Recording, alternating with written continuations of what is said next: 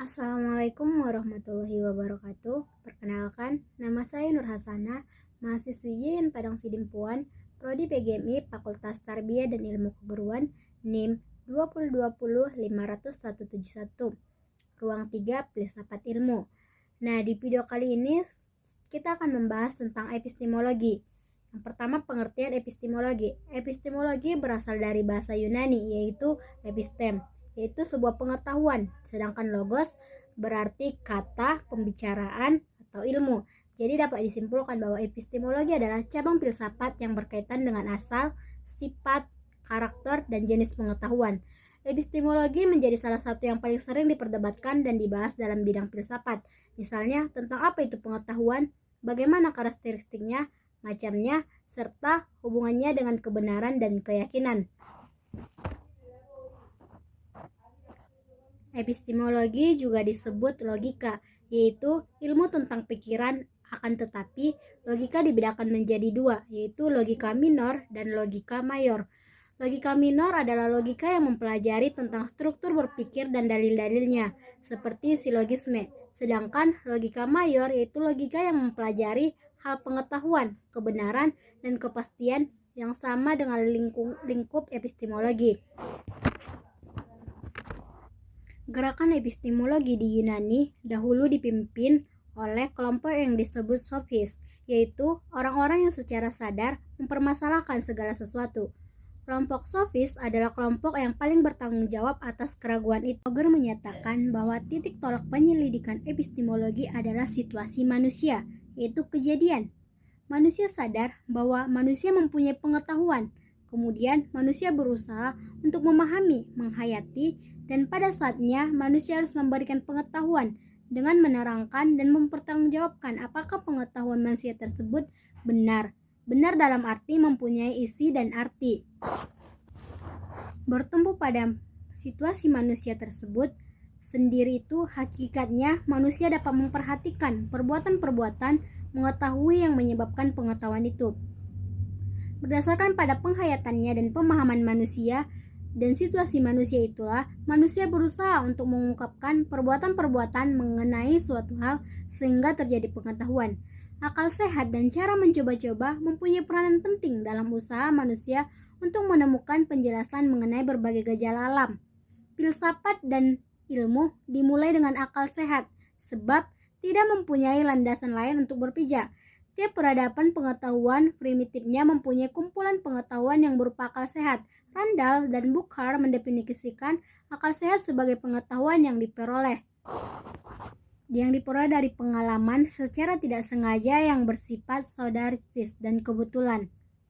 Karakteristik akal sehat menurut Tuti adalah yang pertama, karena landasannya yang berakar pada adat dan tradisi, maka akal sehat cenderung untuk bersifat kebiasaan dan pengulangan. Yang kedua, karena landasan yang berakar kurang kuat, maka akal sehat cenderung untuk bersifat kabur dan samar. Dan yang ketiga, karena kesimpulannya yang ditarik sering berdasarkan asumsi yang tidak dikaji lebih lanjut, maka akal sehat lebih merupakan pengetahuan yang tidak teruji. Perkembangan selanjutnya adalah tumbuhnya rasionalisme. Tumbuhnya rasionalisme yang secara kritis mempermasalahkan dasar-dasar pikiran yang bersifat mitos. Menurut Popper, tahapan ini adalah penting dalam sejarah berpikir manusia yang menyebabkan ditinggalkannya tradisi yang bersifat dogmatik yang hanya memperkenalkan hidupnya suatu doktrin dan digantikan dengan doktrin yang bersifat majemuk dan masing-masing mencoba untuk menemukan kebenaran. Seperti yang kita ketahui bahwa epistemologi termasuk ke dalam cabang filsafat setelah metafisika dan sebelum aksiologi. Epistemologi memiliki arti kata pemikiran, percakapan, mengenai pengetahuan atau ilmu pengetahuan. Cabang filsafat epistemologi membahas tentang sifat pengetahuan, dasar pengetahuan, dan pengetahuan yang dapat oleh manusia. Epistemologi memiliki fungsi dalam filsafat ilmu, yaitu sebagai landasan tindakan manusia di sekehariannya, dasar pengembangan ilmu pengetahuan, dan sebagai sarana mengetahui kebenaran pengetahuan. Fungsi epistemologi dalam bidang keilmuan dapat membantu pengembangan pemikiran mengenai suatu masalah dan mendorong manusia berpikir kritis tentang suatu kejadian, sebab, akibat, dan lain sebagainya. Dengan mempelajari epistemologi, Diharapkan manusia tidak lagi mudah percaya terhadap mitos-mitos yang kebenaran atau faktanya belum terungkap. Dari hal ini akan menimbulkan banyak pernyataan yang muncul dalam pikiran manusia dan memancing adanya kegiatan untuk mencari jawaban dari pertanyaan tersebut. Selain itu, dengan berpikirnya manusia, sebuah temuan ataupun hasil pemikiran teori pendapat baru akan dihasilkan dan menjadi ilmu pengetahuan juga penguat dasar ilmu sebelumnya. Yang selanjutnya kita akan membahas tentang bagaimana cara kerja epistemologi. Cara kerja epistemologi adalah dengan mempertanyakan segala sesuatu tentang apa yang kita yakini, sehingga terdapat objek kajiannya. Tampak dari jenis pernyataan yang diajukan dan upaya jawaban yang diberikan. Pernyataan yang dimaksud ialah seperti pengetahuan apa, batas-batas ruang lingkupnya seperti apa. Nah, dan dengan filsafat berusaha menjawab pernyataan secara kritis yang pertanyaannya bersifat umum, menyeluruh, dan mendasar. Selanjutnya, macam-macam epistemologi. Macam-macam epistemologi yaitu yang pertama, epistemologi metafisis.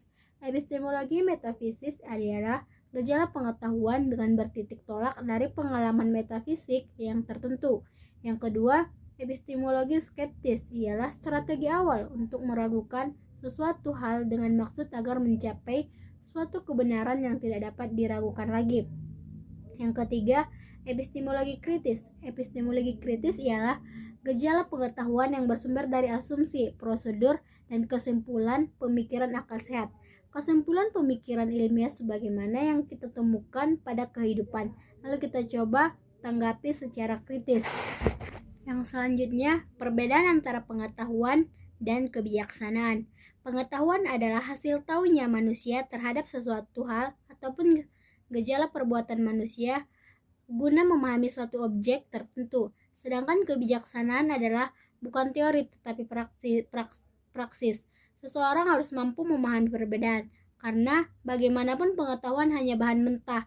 Pikiran adalah sebagai alatnya dan hasil bisa sebagai kebijaksanaannya.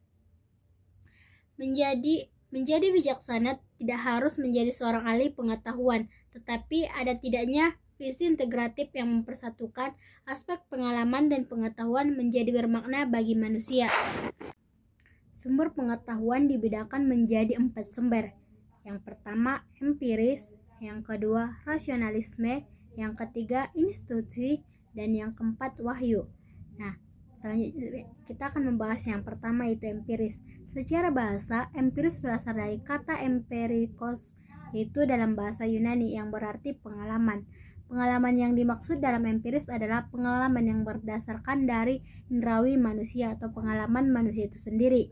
Yang kedua, rasionalisme. Rasionalisme adalah sebuah teori yang menganggap bahwa kebenaran dapat diperoleh melalui pertimbangan akal reason. Jadi teori rasionalisme berpendapat bahwa fungsi panca indera hanya untuk memperoleh data-data dari alam nyata, dan akallah yang akan menghubungkan data yang satu dengan data yang lainnya. Yang ketiga, intuisi. Intuisi adalah pengetahuan yang didapatkan dari kejernihan hati. Nah, yang keempat, wahyu. Wahyu adalah pengetahuan yang harus diyakini adanya karena berasal dari pencipta, yaitu Tuhan Yang Maha Esa. Lalu cara untuk mendapatkan pengetahuan tersebut dibagi menjadi 2, yaitu secara non-ilmiah dan secara ilmiah. Cara untuk mendapatkan pengetahuan secara non-ilmiah bisa dilakukan melalui cara akal sehat, coba-coba, intuisi, atau hati nurani dan pendapat otoritas. Misalnya, masyarakat tradisional cenderung melakukan cara coba-coba untuk mendapatkan sebuah obat penyembuh kanker, sedangkan masyarakat moderat cenderung lebih menerima pengetahuan yang bersifat masuk akal dengan cara menemukan konsep baru mengenai obat penyembuh kanker yang akan dapat mengarah kegiatan selanjutnya. Sedangkan cara untuk mendapatkan pengetahuan secara ilmiah dilakukan dengan cara bereksperimen, melakukan pengujian, melakukan penelitian dengan menggunakan metode-metode tertentu sehingga menghasilkan pengetahuan ilmiah atau ilmu.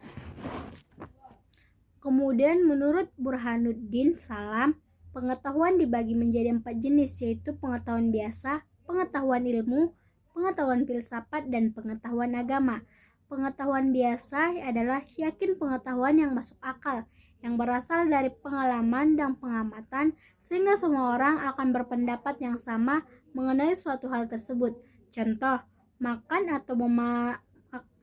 akan memuaskan rasa lapar. Tangan yang terkena api akan merasakan panas dan melepuh. Pengetahuan ilmu adalah pengetahuan yang berorganisasi. Pengetahuan biasa menjadi pengetahuan yang melalui proses pemikiran cermat dan teliti dengan menggunakan berbagai metode, yang mana dalam arti sempit pengetahuan ilmu disebut juga dengan ilmu pengetahuan alam atau IPA. Pengetahuan ini didapatkan dari hasil observasi, eksperimen, dan klarifikasi.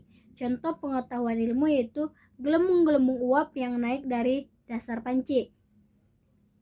Pengetahuan filsafat adalah pengetahuan yang menekankan pada pemikiran yang mendalam dan lebih luas, serta lebih kritis mengenai suatu kajian, sehingga ilmu yang tadinya kaku dan cenderung tertutup menjadi longgar kembali. Contohnya, manusia dalam ilmu ekonomi dan ilmu manajemen.